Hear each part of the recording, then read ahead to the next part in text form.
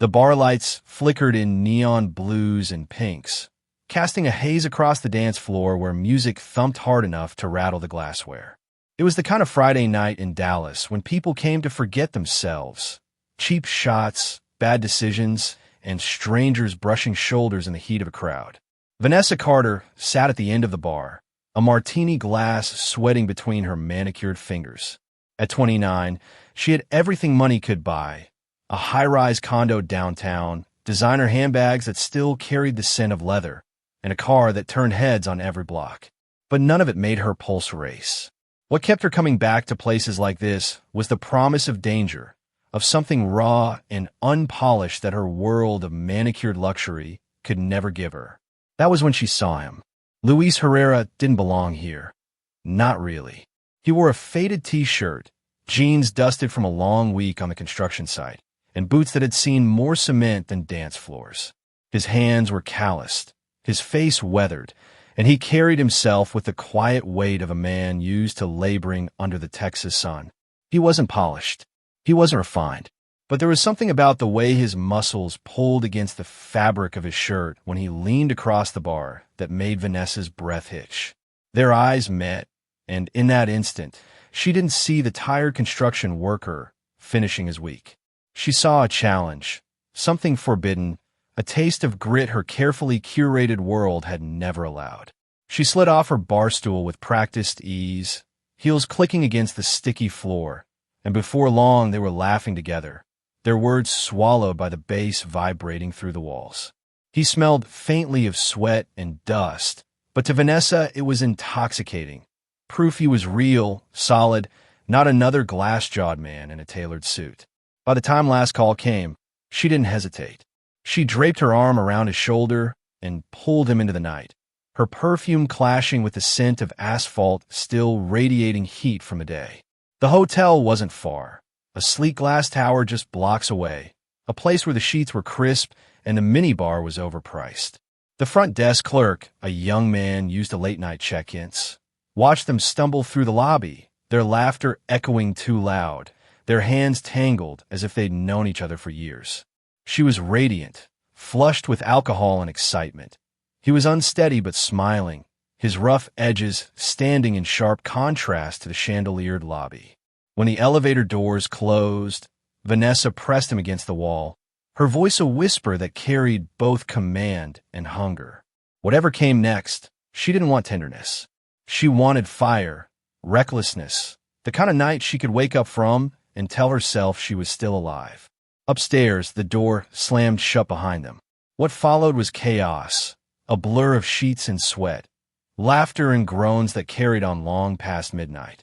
Neighbors pounded on the wall. The front desk noted complaints. But behind that hotel door, Vanessa had finally found exactly what she craved. Too much, too fast, and far beyond the point of no return.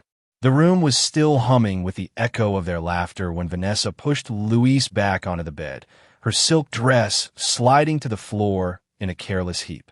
The city lights spilled in through the curtain gap, painting streaks of gold and silver across his rough skin.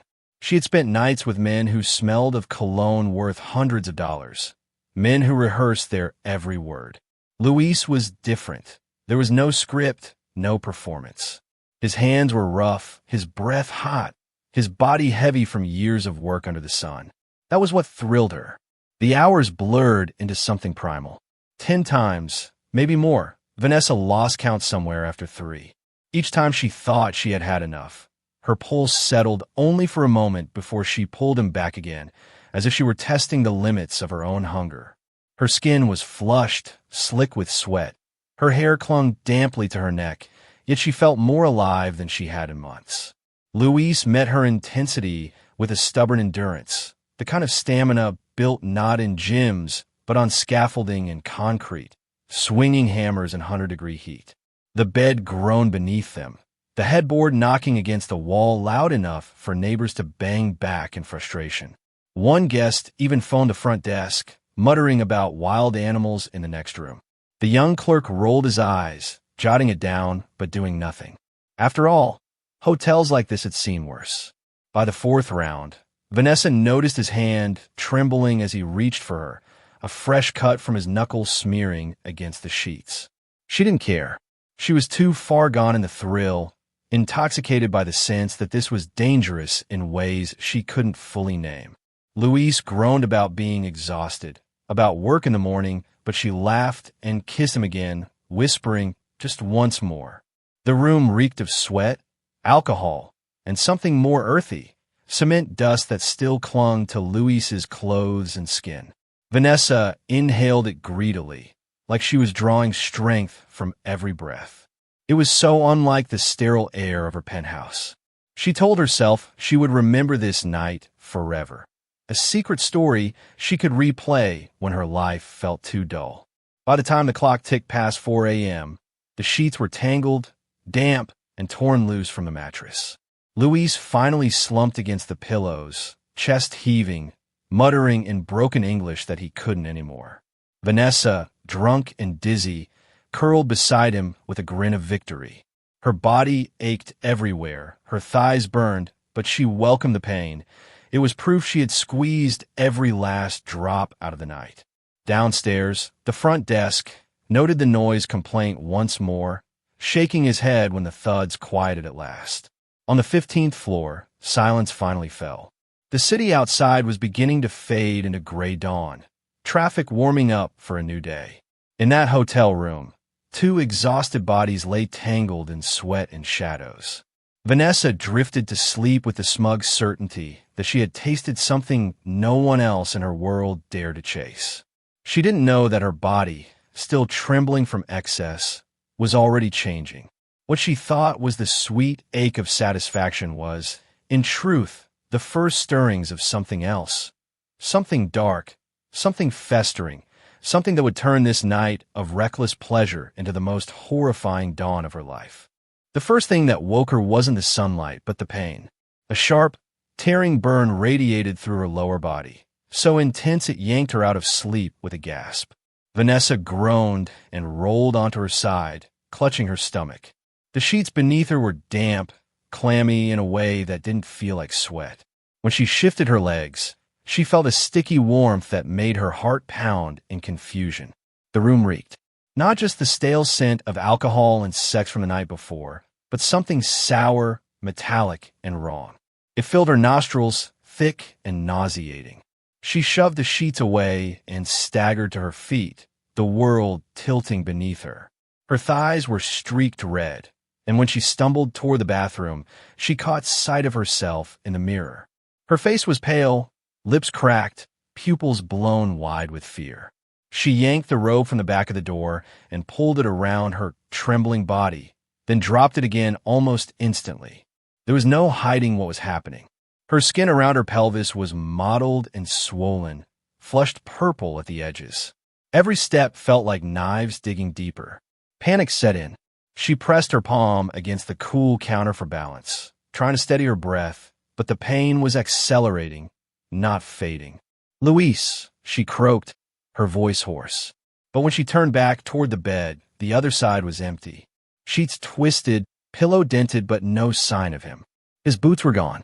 So were his jeans. Vanessa's chest heaved as realization sank in. He had slipped out while she slept. Her knees buckled, and she collapsed against the bathroom doorframe, ball rising in her throat. She tried to convince herself it was just an infection, a reaction, something a doctor could fix. By the time she reached the phone on the nightstand, her hands were slick with sweat. She tried dialing the front desk, her fingers fumbling over the numbers. Words tumbled out, broken and frantic. I need an ambulance. Please. Something's wrong. Her voice cracked into a sob before she could finish. Within minutes, paramedics were pounding on the door. The clerk from the front desk, the same one who had rolled his eyes at their noise hours earlier, now stood frozen in the hallway as EMTs rushed past him. Vanessa was curled on the carpet in front of the bathroom, gasping, clutching at her stomach as if trying to hold herself together. The robe had fallen open, exposing skin that was already darkening in unnatural patches. One medic crouched beside her, muttering, "Jesus Christ," before snapping on thicker gloves. The other pulled out a stretcher. The smell was overpowering in the small room, forcing them to cover their noses. Vanessa clawed at the medic's arm, begging through clenched teeth, "Don't let me die. Please don't let me die." They wheeled her through the lobby, the early morning guests staring wide-eyed at the spectacle. A beautiful young woman, once radiant, now writhing in agony, her body betraying her in ways no one could understand. The ambulance doors slammed, siren wailing as it tore away from the curb. Inside, the paramedic checked her vitals, shaking his head as the numbers dropped too quickly. Vanessa's sobs weakened into shallow breaths. She clutched at the oxygen mask, her eyes wide with terror, whispering, "It hurts, it's eating me alive." No one in that ambulance would ever forget the smell or the sight of her skin darkening by the minute. What began as a night of reckless pleasure had transformed into something out of a nightmare. And as the hospital came into view, every person in that vehicle knew one thing for certain. Whatever was happening to Vanessa Carter was not ordinary, and it was moving faster than anyone could stop. The sliding doors of Dallas General burst open as the paramedics wheeled Vanessa inside. The emergency room lights were blinding, antiseptic white that made every bruise and mottled patch on her skin look worse.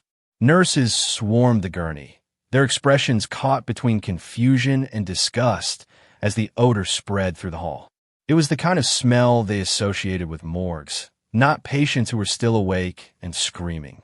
Dr. Elaine Chun, the attending physician on call, pushed through the crowd with her gloves already snapped on. She was calm by training, but the sight of Vanessa nearly stopped her. The young woman's lower body was swollen, the skin marbled with red, purple, and a creeping black that spread by the minute. Even before the tests, Chun knew this wasn't an ordinary infection. It was necrotizing, flesh-eating, moving at a terrifying speed. Get her on broad-spectrum antibiotics, start 4 fluids, and prep the or. Chun barked, her voice echoing off the tile.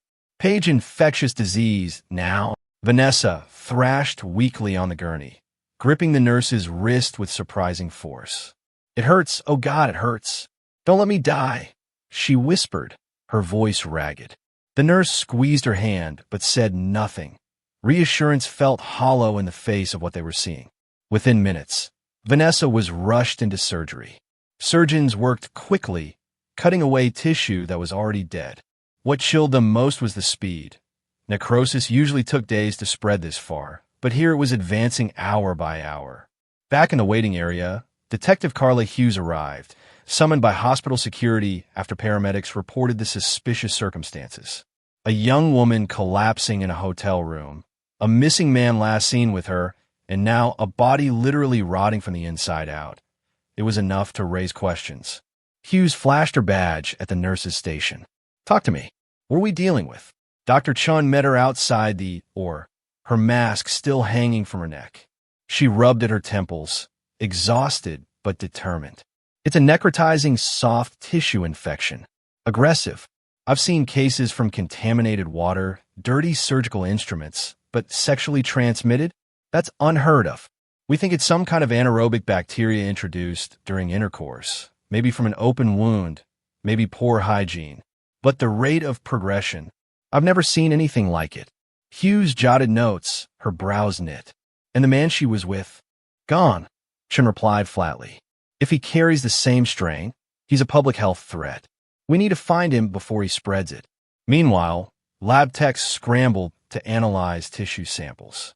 Under the microscope, the bacteria seemed almost feral, consuming cells with terrifying efficiency. The pathologist on call muttered that it resembled Clostridium or Streptococcus pyogenes, but mutated somehow, stronger, faster, meaner. Cultures grew in record time, clouding the petri dish in hours instead of days. In the ICU, Vanessa drifted in and out of consciousness. Her once flawless skin was now scarred by surgical incisions, her body connected to tubes and monitors that beeped in erratic patterns. Her parents arrived late that evening, summoned from their gated home in Highland Park. Her mother clutched a silk scarf to her face as if that could block out the smell, sobbing quietly in the corner. Her father stared at Dr. Chun with disbelief. "You're telling me my daughter is decomposing while she's still alive?" Dr. Chun hesitated only a moment before nodding. We're doing everything we can, but the infection is outrunning the medicine. Even if we control it, the damage may be irreversible. The media caught wind within hours. A nurse leaked whispers of a rotting woman from a Dallas hotel, and soon reporters gathered outside the hospital, cameras flashing as rumors spread. Some called it a bizarre STD, others a curse. Headlines screamed for attention. Mystery, flesh-eating infection in Dallas hotel. Woman's body rots from inside out.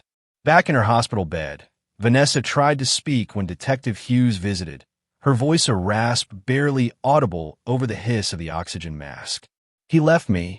Luis, he just left. Tears rolled down her face, mixing with sweat. Hughes leaned closer. Luis Herrera, she asked gently, confirming the name from the hotel log. Vanessa's faint nod was the only answer before she slipped back into sedation. That night, Dr. Chun convened with the hospital's infectious disease team. Charts, cultures, and CT scans spread across the table. The conclusion was grim.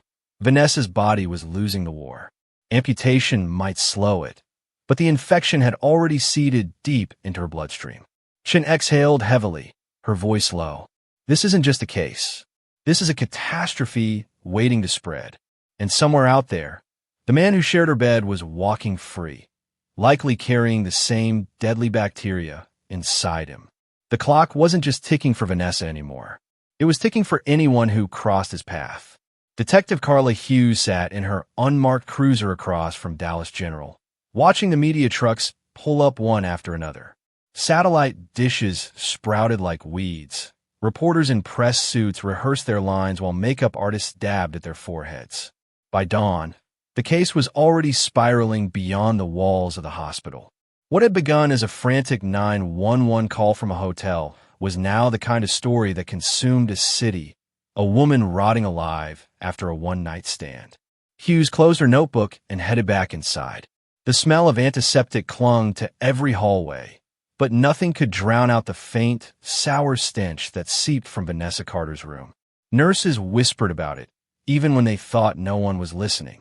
Hughes had seen homicide scenes in every condition imaginable, but never a living body deteriorating before her eyes.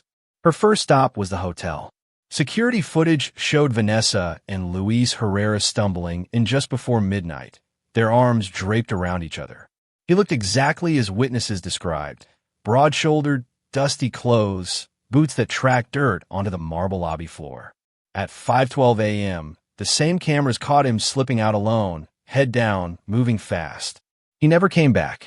The young desk clerk, nervous under Hughes's stare, recounted the noise complaints. It was like banging all night. Guests said it sounded like someone was tearing the place apart. His voice dropped. She looked happy, though, like she was in charge. Hughes noted every word, but her mind kept circling back to the missing man.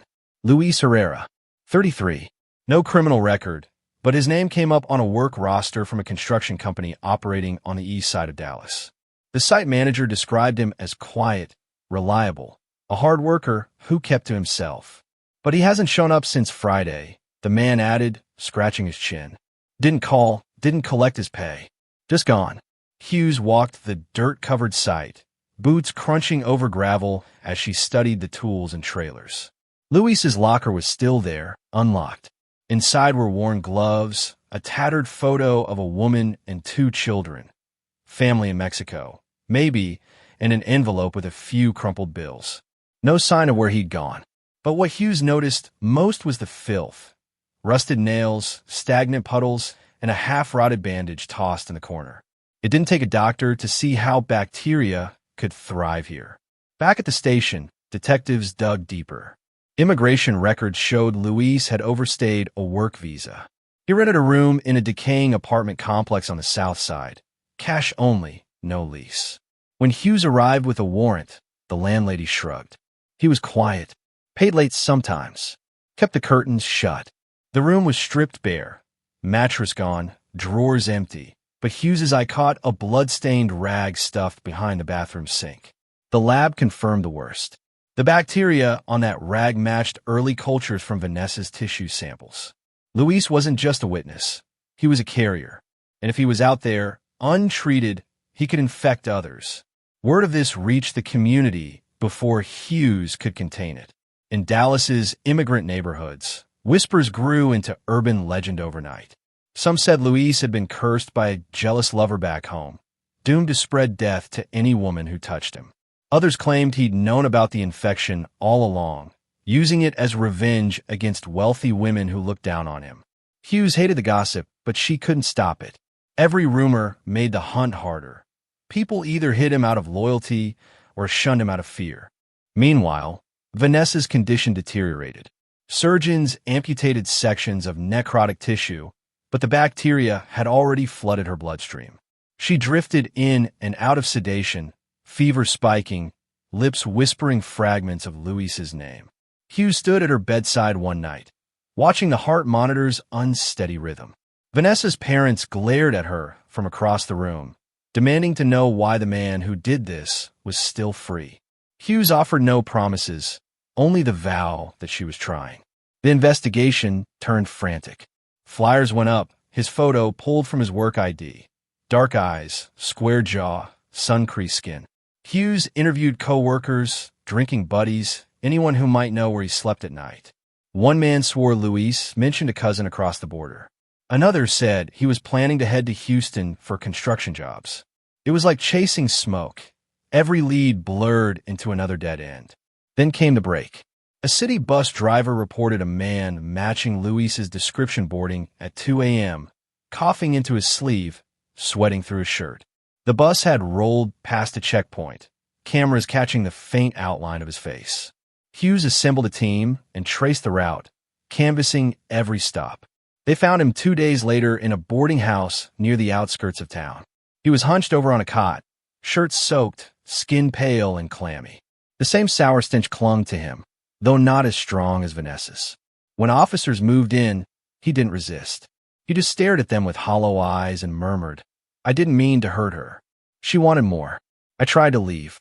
At headquarters, Hughes sat across from him in the interrogation room. The fluorescent light flickered overhead as Luis rubbed his bandaged hand, still oozing beneath the gauze. "She was rich," he said in broken English. "Pretty. She wanted me 10 times. I was bleeding, but she didn't care. She laughed. I left before sunrise. That's all." Hughes studied him. He didn't sound like a killer, more like a man caught in something far bigger than he understood. Yet science didn't care about intent. The lab confirmed he carried the same bacterial strain devouring Vanessa. He was both suspect and victim, walking evidence of a nightmare neither of them had invited. The district attorney's office wanted charges: reckless endangerment, failure to report a communicable disease, even manslaughter if Vanessa didn't survive. But Hughes knew proving intent would be nearly impossible. What haunted her more was the thought of what might happen if Luis had been with anyone else since that night. How many more ticking time bombs were out there? As Hughes filed her report, the newsroom across town ran another headline: "The Curse of the Poor Man's Touch." The myth was spreading faster than the facts, and Hughes understood what that meant. Even if she caught Luis, even if the courts gave him a sentence, the story would grow legs of its own. Dallas wasn't just dealing with a medical emergency anymore.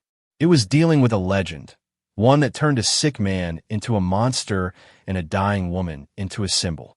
And Hughes, caught between science and superstition, knew this was only the beginning. Vanessa's decline was swift, brutal, and impossible to look away from. By the third day in Dallas General, she no longer resembled the glamorous woman who had glided into that hotel lobby with Luis on her arm. Her once bronze skin was waxy and pale, her body hooked to a network of 4 lines, monitors, and tubes that beeped frantically as if trying to anchor her to life.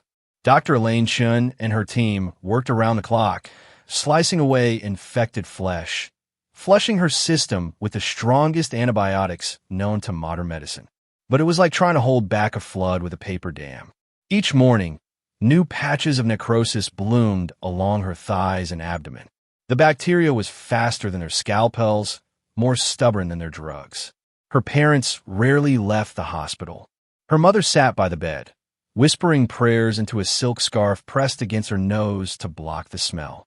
Her father paced the corridors like a man searching for someone to blame. When Detective Hughes stopped by with updates, he snapped, "You find that man. You put him in the ground for what he did." Hughes had no easy answers. Intent was slippery, evidence was thin, and the law didn't bend to rage, no matter how justified. Inside the ICU, Vanessa drifted in and out of lucidity. At times, she screamed for help, clawing at her sheets, convinced something was crawling under her skin.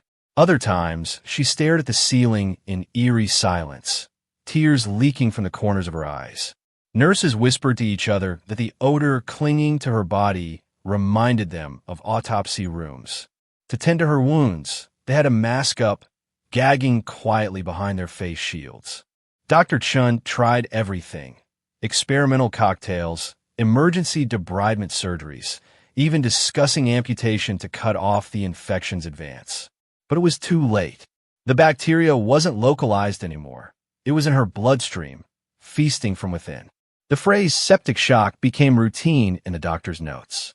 On the fourth night, the hospital chaplain visited, his presence requested by the family.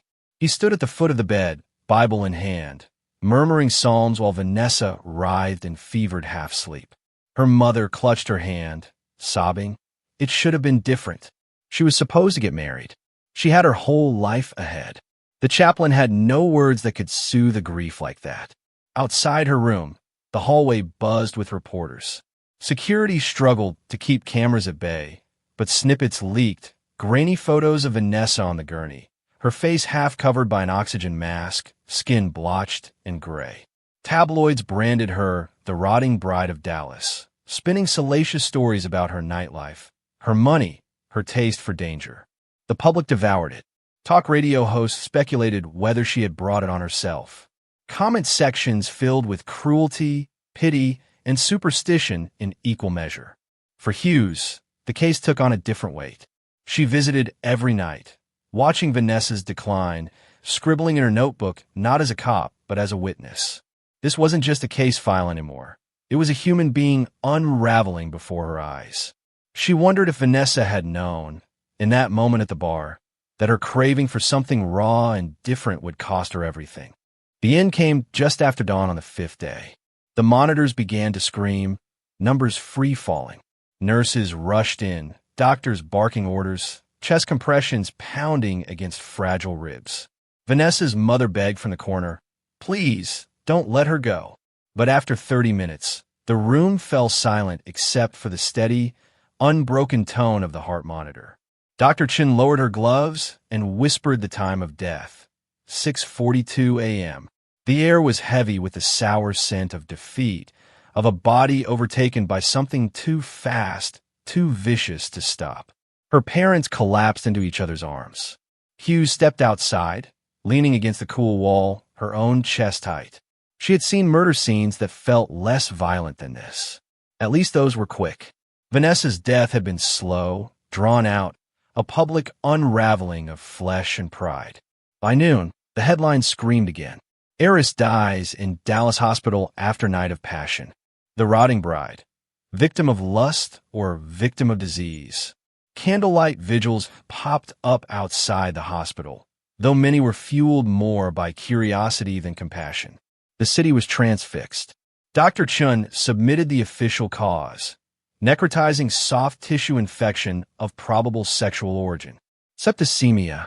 The language was clinical, stripped of the horror she had witnessed firsthand. But Hughes knew the words would live forever in police files, a sterile explanation for something unforgettable. That night, Hughes drove past the hotel where it all began. The neon bar signs still flickered, couples still staggered out arm in arm, laughter spilling into the street.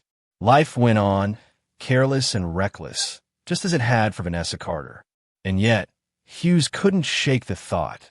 Beneath every smile and every stumble, there lurked the possibility of another night ending the same way, with dawn bringing not comfort, but the slow, unstoppable rod of consequence. Luis Herrera didn't make it far. For days he drifted along the outskirts of Dallas, sleeping in flophouses and abandoned trailers, avoiding buses when he could, hitching rides when he couldn't. His body ached with fever, his skin clammy beneath layers of sweat-soaked shirts. Every cough rattled through his chest, like a hammer on rusted pipes. He knew something was wrong, bad wrong, but he also knew what would happen if he walked into a hospital. He would be blamed for her, for that woman. The police finally caught up with him at a boarding house near a truck depot on the south side. The tip came from a driver who recognized his photo from the news. Dark eyes, square jaw, a man who looked sick and scared in equal measure. When Hughes and her team kicked in the door, the stench hit them first. It was faint, not the overwhelming rot that had clung to Vanessa, but sharp enough to curl their stomachs. Luis was hunched on a thin mattress, sweat dripping from his brow, bandaged hands trembling in his lap. Luis Herrera, Hughes said, her voice steady as she stepped forward. Dallas PD, you're coming with us. He didn't fight, didn't run. His eyes flicked to the open window, then down to the floor, as if even the thought of escape was too heavy for him. When the cuffs clicked around his wrists, he only muttered, I didn't kill her. She wanted it. She asked. At headquarters, the interrogation room smelled of disinfectant and stale coffee. Luis sat slumped in a metal chair, the orange glow of the wall clock reflecting in his damp eyes. Detective Hughes slid a file across the table. Photos of Vanessa from the hospital, her skin mottled, tubes sprouting from her arms. Luis flinched as if the images burned him. She's dead, Hughes said quietly. 5 days. That's all it took. Do you understand what that means? His hands shook against the cuffs. She wanted more again and again. I said I was bleeding. I said I was tired. She laughed, said I was strong. He looked up, voice breaking. I didn't know. I swear to God, I didn't know. The lab reports were waiting. His blood work showed the same bacterial strain that had destroyed Vanessa. The cuts on his hands, the dirt embedded in his skin from years of labor, were perfect breeding grounds. He wasn't just a witness. He was a carrier. Hughes slid the report across the table. You're infected too, Luis. If you'd gone to the hospital, maybe they could have helped. But you ran. You let her die without answers. He shook his head furiously, chains rattling. They would have locked me up. Sent me back. No doctor for men like me. Only police. Outside the interrogation room, the DA debated charges. Manslaughter? Reckless endangerment? Or nothing at all? The law demanded intent, and all they had was a man too poor, too scared, and too uneducated to understand the weapon inside his own body. Still, Hughes pressed harder. Did you know you were sick before that night? Had anyone else? She let the question hang. If other women were involved, the scope of this nightmare could double. Luis stared at the table for what felt like hours before whispering. No, just her. Only her. His arrest sent another shockwave through the city. The press swarmed the station, snapping photos of him in cuffs as officers shoved him into a van. Headlines branded him the rotting Romeo and the flesh-eating carrier. Talk shows debated whether he was a murderer or just an unlucky pawn in a tragedy. Immigration activists cried foul, accusing the city of scapegoating a poor worker. Others demanded he be locked away forever. In his cell, Luis coughed until his ribs ached, clutching at his chest in the dim yellow light. He was isolated for medical concerns, the guards reluctant to go near him. The stench followed him everywhere, a faint reminder of what had happened in that hotel room. At night, he whispered prayers in Spanish, begging forgiveness from a God he wasn't sure was listening. Detective Hughes sat at her desk long after midnight, reviewing the file. She couldn't shake the image of Vanessa's terrified eyes in her hospital bed, or Luis's hollow stare across the interrogation table. Two people from opposite worlds collided in one reckless night, and the aftermath was a body bag, a cell, and a city drowning in rumors. When she closed the file at last, she knew the case was far from over. Luis would face trial, but conviction was uncertain. What was undeniable, though, was the truth that had become impossible to bury. Desire had turned deadly, and Dallas would remember the name Luis Herrera for a very long time. The trial of Luis Herrera began 9 months after Vanessa Carter's death, and by then the case had already metastasized into something larger than the courtroom. Every major outlet in Texas had run features on the rotting bride of Dallas, and national networks framed it as both a medical mystery and a cultural scandal. Protesters gathered outside the courthouse on the first day, some carrying signs that read justice for Vanessa, others waving placards demanding fair treatment for immigrants. The line between truth and spectacle blurred before a single gavel had struck. Inside, the courtroom buzzed with reporters scribbling in notebooks, sketch artists hunched over pads, and camera crews jostling for sound bites in the hallway. Judge Leonard Harlow presided with a stony face, warning that order would be maintained no matter how sensational the press finds this case. The jury, 12 ordinary citizens, looked wide-eyed as they took their seats, aware that every decision they made would be broadcast, analyzed, and second-guessed on the evening news. The prosecution painted Luis as reckless at best, murderous at worst. Assistant District Attorney Carling Nguyen stood before the jury, voice steady but sharp. Ladies and gentlemen, this man carried within him a lethal infection. He knew he was bleeding. He knew he was unwell. And yet he chose to engage in repeated, violent sexual activity with a young woman who trusted him. The result? Her body was consumed, piece by piece, until death took her. If that is not recklessness, if that is not criminal, then what is? She held up glossy photos of Vanessa from the hospital, skin blotched, eyes wide with pain, her once vibrant face nearly unrecognizable. Gasps rippled through the jury box. Vanessa's parents sobbed openly in the gallery, their grief weaponized as evidence. Luis's defense attorney, Samuel Breyer, countered with a very different story.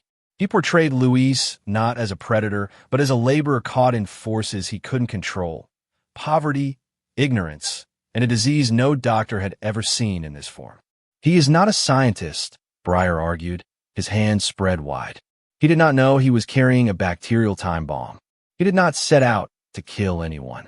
He is a victim of circumstance, scapegoated because he is poor, because he is an immigrant, and because tragedy makes an easy headline. Witnesses took the stand one by one. The hotel clerk described the couple stumbling in, laughing, wrapped around each other.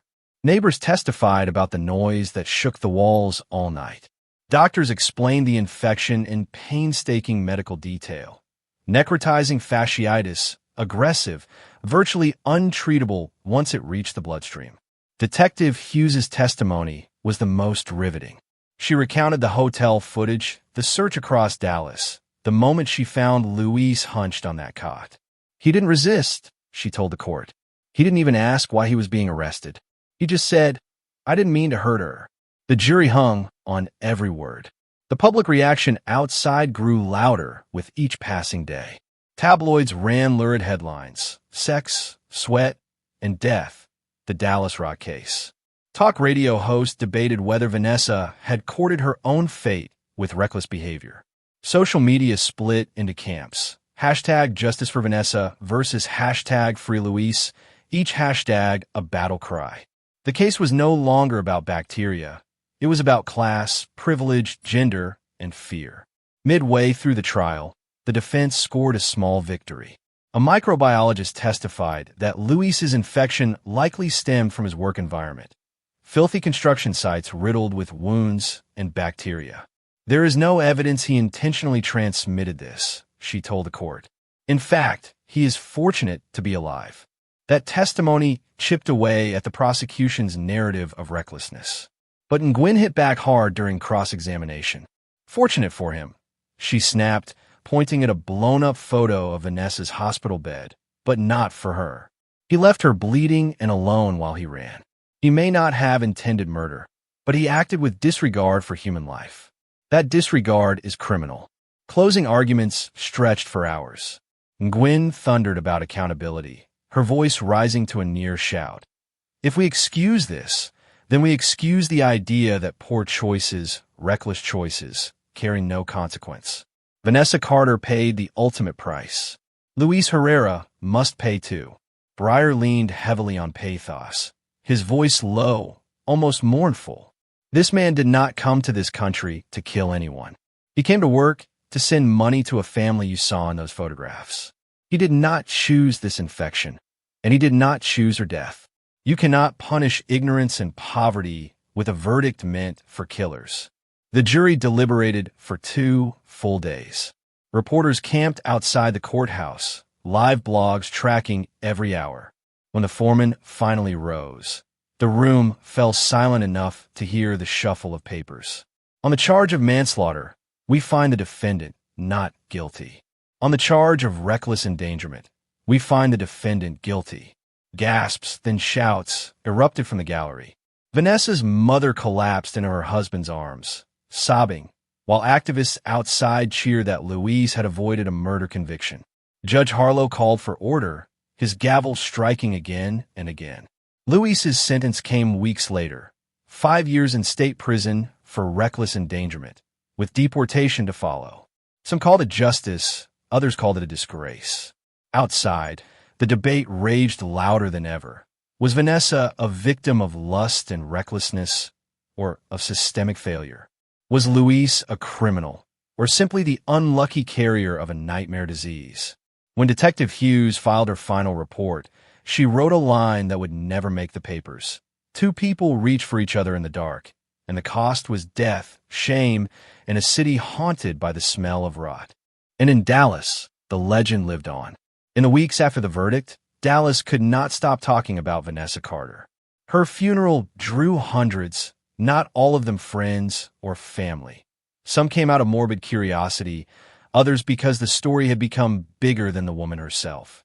The church pews overflowed, mourners weeping beneath stained glass windows while reporters lingered outside, capturing every detail for the evening news.